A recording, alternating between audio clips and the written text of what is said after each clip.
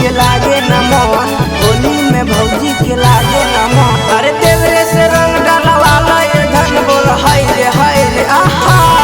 कैसे खेला भी होली के रंग तो चोली जब भतर रहा तो दूर गे। कैसे खेला भी होली के रंग तो चोली जब भतर रहा तो दूर गे। यादव जी के पटेल छौड़ी मजा मिला तो भरपूर गे। हीरा के पटेल छौड़ी मजा मिला तो भरपूर गे। कैसे खेला भी होली के रंग तो चोली जब भतर रहा तो दूर गे। कैसे खेला भी होली के रंग तो चोली जब भतर रहा तो दूर गे। यादव जी के पटेल छौड़ी मजा मिला तो भरपूर गे।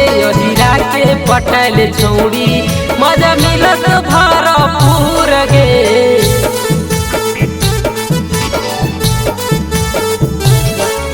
हीरा के पटेल छौड़ी मजा मिला तो भरपूर गे।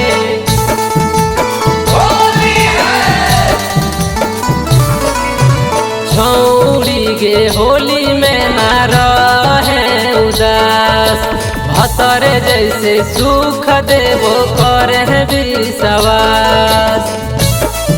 हेगे छौड़ी गे होली में ना रहे उदास, भतर जैसे सुख देवो करे विश्वास। लाल लेके अबीर रंग देवो शरीर याद रहत तोरा जरूर गे। लाल लेके अबीर रंग देवो शरीर याद रहत तोरा जरूर गे।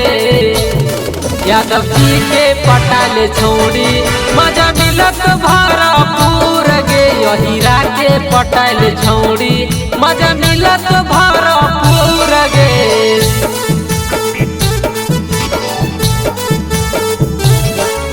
हीरा के पटेल छौड़ी मजा मिलत भरपूर गे।